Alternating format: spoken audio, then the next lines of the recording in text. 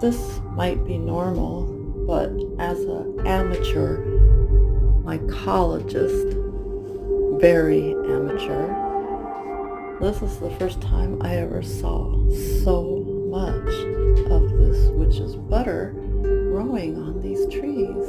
I just was amazed. Have you ever seen such a thing? Look at it. It's just like covered